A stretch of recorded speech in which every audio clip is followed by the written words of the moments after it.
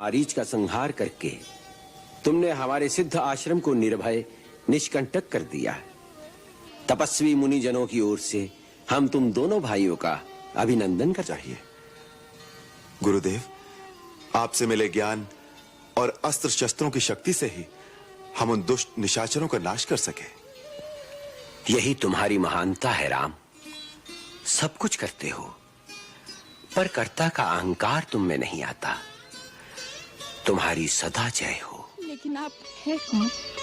मैं राम और ये मेरा छोटा भाई लक्ष्मण। राम, लक्ष्मण, आप आ गए प्रभु, आप आ गए सबरी की कुटिया में। राक्षस का वध करने के लिए ब्रह्मास्त्र का प्रयोग कीजिए।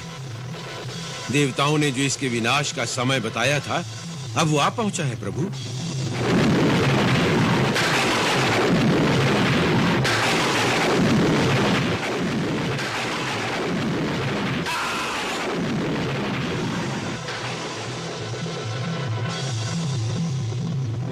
श्री राम।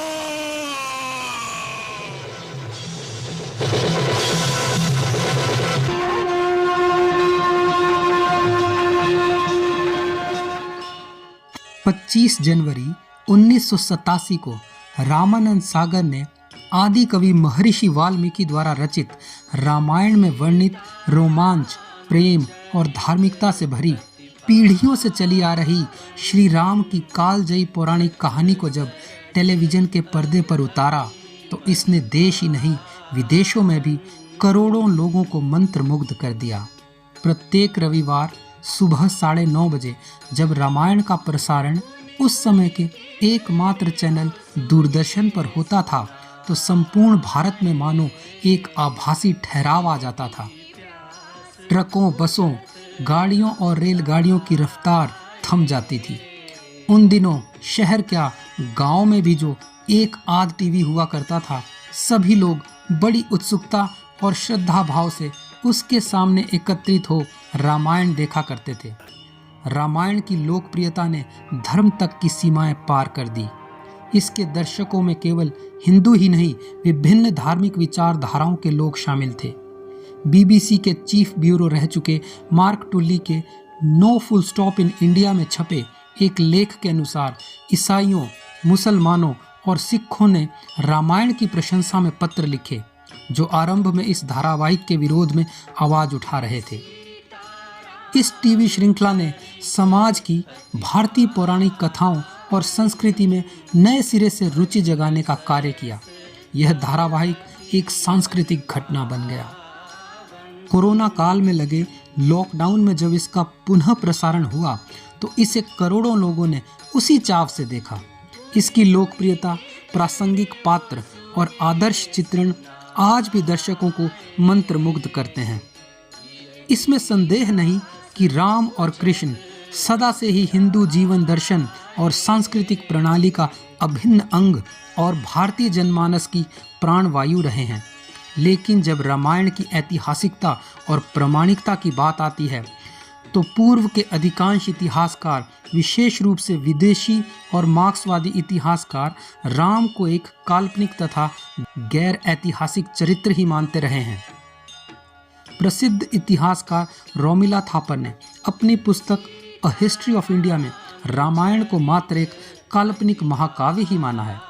यह सत्य है कि वैज्ञानिक दृष्टिकोण से देखने पर किसी पौराणिक कथा को सिद्ध करने के लिए हमें पुरातात्विक साक्ष्यों और आंकड़ों की आवश्यकता होती है। बेहद प्राचीन होने के कारण रामायण के संदर्भ में ऐसे सुपुष्ट प्रमाण कम हैं। यद्यपि छिटपुट ऐसे प्रमाण मिले हैं जो रामायण और उसमें वर्णित घटनाओं की सत्यता और प्रामाणिकता की ओर इशारा करते हैं। लेकिन हाल के वर्षों में अनेक विद्वानों और विभिन्न वैज्ञानिक विधाओं के विशेषज्ञों द्वारा संसार की नवीनतम तकनीकों और प्रौद्योगिकी का सहारा लेकर किए गए शोधों से रामायण की घटनाओं की सत्यता और उसके कालखंड के बारे में जो जानकारियां मिली हैं वे चौंकाने वाली हैं।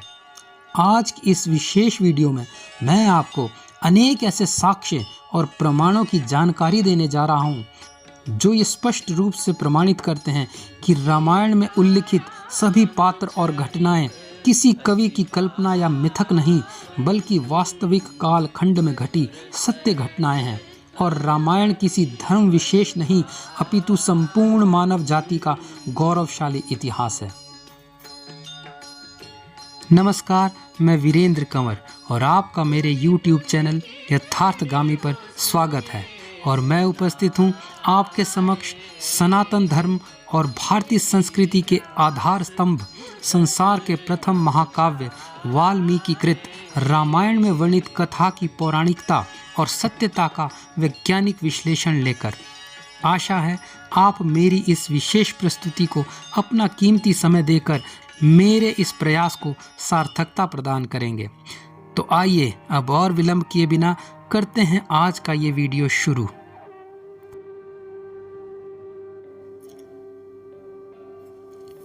रामायण और भगवान राम अगर कल्पना नहीं है तो क्या आधुनिक विज्ञान उनके सच होने का कोई प्रमाण खोज सकता है? सदियों से घूमते समय के चक्र में हमारी पृथ्वी पर आदिकाल से बनती बिगड़ती सभ्यताओं की कहानियों के बीच आखिर किस काल, किस तारीख, किस वक्त और किस जगह पर रामायण से जुड़ी सभ्यताओं ने सांस ली होगी? आपके मन में भी कभी ना कभी यह प्रश्न उठते होंगे। राम, सीता, लक्ष्मण, भरत, हनुमान आदि रामायण के पात्र इतिहास के किस काल खंड में हमारी आपकी तरह सशरीर चलते फिरते होंगे? इन सभी प्रश्नों के उत्तर विस्तृत वैज्ञानिक विश्लेषण और प्रमाण सहित आज की इस अति विशेष वीडियो में आपको देने का प्रयास कर रहा हूं। इसलिए आप अंत तक इस वीडियो के साथ बने रहिए। इसमें कोई संदेह नहीं कि हमारे प्राचीन ऋषि मुनियों और खगोल शास्त्रियों को आकाश में स्थित ग्रहों, तारों और नक्षत्रों आदि की सटीक पहचान और उनकी चक्रीय गति की बड़ी गहरी समझ थी। महर्षि वाल्मीकि द्वारा रचित रामायण ग्रंथ बेहद प्राचीन है, किंतु जो बात इसे अन्य पौराणिक साहित्यिक ग्रंथों से भिन्न बनाती है वह है इसमें घटित सभी महत्वपूर्ण घटनाओं के समय ग्रहों, तारों और नक्षत्रों की आकाशीय स्थिति का दिया गया विस्तृत और सटीक विवरण। वाल्मीकि एक महान खगोल शास्त्री थे, क्योंकि उन्होंने श्री राम के जीवन से संबंधित सभी महत्वपूर्ण घटनाओं के समय की आकाशीय पिंडों की स्थिति का बेहद सटीक वर्णन किया है। उदाहरण के लिए उन्होंने श्री राम के जन्म के समय बिना किसी यंत्र की सहायता से दिखाई देने वाले ग्रहों और नक्षत्रों का बड़ा विस्तृत वर्णन किया है। अब यदि हमें यह ज्ञात हो सके कि ग्रहों और नक्षत्रों की वह स्थिति कब बनी थी, तो निश्चित ही हमें राम के जन्म की वास्तविक तिथि और समय ज्ञात हो सकते हैं। रामायण की ऐतिहासिकता को परखने का यह अनोखा विचार आया भारतीय राजस्व सेवा में कार्य करने वाले एक अधिकारी श्री पुष्कर भटनागर को। उन्होंने दिल्ली स्थित institute of scientific research on Vedas ISERVE के शोधकर्ताओं के साथ मिलकर वर्षों तक चले शोधों और आधुनिक विज्ञान की अनेक विधाओं जैसे अंतरिक्ष विज्ञान, खगोल शास्त्र, भूविज्ञान, जेनेटिक्स, आर्कियोलॉजी, समुद्र विज्ञान और स्पेस इमेजरी पर आधारित अपनी रिसर्च से वाल्मीकि रामायण में वर्णित सभी घटनाओं के कालखंड की बिल्कुल सटीक गणना करने का दावा किया है। इसके लिए उन्होंने अमेरिकी वैज्ञानिकों से प्लैनेटेरियम गोल्ड नामक सॉफ्टवेयर का अधिग्रहण किया था। इस सॉफ्टवेयर का उपयोग वैज्ञानिकों और खगोलविदों द्वारा सूर्य चंद्र ग्रहण, पृथ्वी से अन्य ग्रहों की दूरी और आकाश में उनकी स्थिति की गणनाएं करने में किया जाता है। आपको बता दें, वाल्मीकि रामायण में 7 कांड, 500 सर्ग और कुल 24,000 श्लोक हैं। बाल कांड के 18वें सर्ग के 8वें, 9वें और 10वें श्लोक में वाल्मीकि जी ने अयोध्या में श्री राम के जन्म का वर्णन इस प्रकार किया है।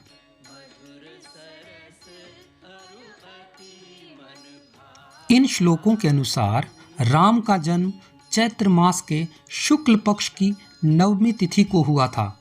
उस समय नक्षत्र पुनर्वसु था और सूर्य, मंगल, शनि, बृहस्पति और शुक्र क्रमशः मेष, मकर, तुला, कर्क और मीन राशि में स्थित थे। लग्न कर्क था और बृहस्पति एवं चंद्रमा एक साथ चमक रहे थे।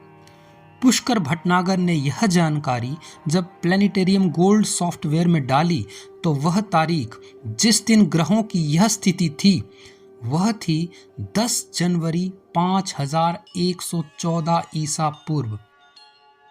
जी हाँ, श्री राम का जन्म आज से 7136 वर्ष पूर्व 10 जनवरी 5114 ईसा पूर्व अयोध्या में दोपहर लगभग 12:30 बजे हुआ। अर्थात इस तारीख को इस समय अयोध्या के आकाश में ग्रहों और नक्षत्रों की स्थिति वाल्मीकि के वर्णन और प्लेनेटेरियम सॉफ्टवेयर के मुताबिक बिल्कुल समान थी। जब शोधकर्ताओं ने आधुनिक ग्रिगोरियन कैलेंडर की इस तारीख को धार्मिक तिथियों के लिए प्रयोग किए जाने वाले लूनर कैलेंडर में बदला तो वे ये जानकर हैरान रह गए कि सदियों से भारतवर्ष में राम का जन्म बिल्कुल सही तिथि पर मनाया जाता रहा है। श्री राम को अपने 25वें जन्मदिन पर मिला 14 वर्ष का वनवास। तारीख 5 जनवरी 5089 ईसा पूर्व। वाल्मीकि रामायण में एक अन्य महत्वपूर्ण घटना है अपने 25वें जन्म दिवस पर श्री राम का वनगमन। उस दिन की ग्रह स्थितियों का वर्णन भी हमें वाल्मीकि रामायण में देखने को मिलता है। उन सूचनाओं को जब सॉफ्टवेयर में डाला गया तो आश्चर्यजनक ढंग से प्लेनेटेरियम सॉफ्टवेयर द्वारा बताई गई 10 जनवरी 5114 ईसा पूर्व की तारीख जिस दिन श्री राम का जन्म हुआ के ठीक 25 वर्ष बाद आकाश में जो ग्रहों नक्षत्रों की स्थिति बन रही थी वह वाल्मीकि द्वारा वर्णित उस दिन के ग्रह विन्यास से हूबहू मेल खा रही थी। एक अन्य दिलचस्प और आश्चर्यजनक सूचना जो हमें वाल्मीकि रामायण में देखने को मिलती है वह है श्री राम के वनवास के 13वें वर्ष के 10वें महीने की अमावस्या को पंचवटी से दिखाई देने वाला सूर्य ग्रहण। इसका उल्लेख हमें तीसरे कांड के 23वें सर्ग के श्लोकों में देखने को मिलता है। इस दिन श्री राम ने शूर्पणखा के अपमान का बदला लेने आए उसके भाइयों खर और दूषण का वध किया था। वाल्मीकि वर्णन के अनुसार उस दिन न केवल सूर्य ग्रहण हुआ बल्कि आकाश में ग्रहों की एक विशेष स्थिति देखने को मिली। जब इन सूचनाओं को सॉफ्टवेयर में फीड किया गया तो शोधकर्ता हैरान रह गए क्योंकि वाल्मीकि के विवरण के अनुसार ही सॉफ्टवेयर में 7 अक्टूबर 5077 ईसा पूर्व को पंचवटी के कोऑर्डिनेट्स पर दोपहर 2 बजे एक सूर्य ग्रहण लगने की पुष्टि हुई। यह सब अविश्वसनीय था। इसी प्रकार 6 मास बाद श्री राम के वनवास के 14वें वर्ष की आषाढ़ अमावस्या को बाली युद्ध के दौरान सुबह के वक्त दिखाई देने वाले एक और सूर्य ग्रहण का वर्णन वाल्मीकि रामायण के 4थे कांड के 15वें सर्ग के 3रे श्लोक में देखने को मिलता है। और आगे बढ़ने पर 5 माह पश्चात तारीख 12 सितंबर 5076 ईसा पूर्व जब हनुमान सीता जी से मिलते हैं तो लंका में एक आंशिक चंद्र ग्रहण लगने की घटना का उल्लेख वाल्मीकि जी ने रामायण के 4थे कांड के 13वें सर्ग के 3रे श्लोक में किया है। वाल्मीकि द्वारा दिए गए इन दोनों घटनाओं के समय के ग्रह विन्यास और खगोलीय सूचनाओं की भी सॉफ्टवेयर में डालने पर पुष्टि करने में रिसर्चर्स कामयाब रहे। रिसर्च के नतीजे देखकर सभी शोधकर्ता हैरान थे क्योंकि यहाँ यह जानना महत्वपूर्ण है कि आकाश में ग्रहों सितारों की स्थिति बदलती रहती है और संभवतः लाखों वर्षों तक उनकी पुनरावृत्ति नहीं होती।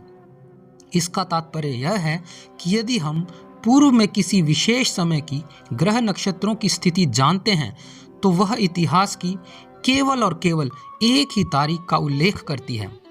अतः इसमें कोई संदेह नहीं कि महर्षि वाल्मीकि द्वारा रामायण की प्रमुख घटनाओं के समय की ग्रह नक्षत्रों की स्थितियों के वर्णन का आधुनिक कंप्यूटर प्रोग्राम प्लेनेटेरियम द्वारा अनुमानित ग्रह विन्यासों से हूबहू मेल खाना रामायण की सत्यता, उसकी प्रामाणिकता और ऐतिहासिकता को निश्चित ही सिद्ध करता है।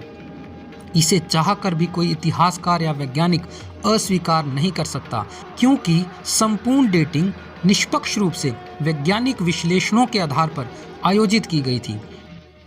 और वैसे भी कोई कंप्यूटर सॉफ्टवेयर किसी हेरफेर की अनुमति नहीं देता है। चूंकि पूरा अनुक्रम मेल खाता है, यह निश्चित ही सिद्ध हो जाता है कि वाल्मीकि की रामायण के सभी अवलोकन और घटनाएं वास्तविक समय में घटी ऐतिहासिक घटनाएं हैं, ना कि अनुमान या किसी कवि की कल्पना। पुष्कर भटनागर द्वारा रिसर्च के सभी निष्कर्षों का dating the era of Lord Ram नामक अपनी पुस्तक में संकलन भारत ही नहीं संपूर्ण मानव समाज को दी गई एक अनमोल भेंट है। अब भी राम और रामायण के अस्तित्व पर विश्वास या अविश्वास करना आपका व्यक्तिगत निर्णय हो सकता है, किंतु इसमें कोई संदेह नहीं कि रामायण और उसके पात्र हमें एक आदर्श चरित्र निर्माण कर उच्च जीवन मूल्यों को धारण करने की प्रेरणा सहस्त्रों वर्षों से देते आ रहे हैं। अतः रामायण किसी धर्म विशेष नहीं, अपितु हमारे पूर्वजों द्वारा संपूर्ण विश्व को दी गई एक अनमोल धरोहर है। और मेरा उद्देश्य भारतीय संस्कृति में प्रचलित परंपराओं, मान्यताओं और लोक कथाओं का वैज्ञानिक विश्लेषण कर तथ्यों के आधार पर बात करना और भारतीय संस्कृति के प्राचीन साहित्य में छिपे अनमोल ज्ञान विज्ञान को बिना किसी पूर्वाग्रह तथा निष्पक्ष रूप से आप तक पहुंचाने का है। तो साथियों, यह था रामायण पर मेरी प्रस्तुति का पहला भाग। रामायण की सत्यता और ऐतिहासिकता की पुष्टि करने वाली मेरी दूसरी वीडियो में हम वाल्मीकि रामायण में वर्णित अयोध्या से लेकर श्रीलंका द्वीप तक श्री राम के वनवास मार्ग में पड़ने वाले ऐतिहासिक पुरा स्थलों का निरीक्षण करेंगे। आशा है आज का ये वीडियो आपको पसंद आया होगा। मैं गहन अध्ययन और रिसर्च के बाद ही कोई वीडियो आप तक पहुंचाता हूं। फिर भी यदि आज की इस प्रस्तुति में कोई त्रुटि रह गई हो तो क्षमा करें। अपना कीमती समय देने के लिए धन्यवाद।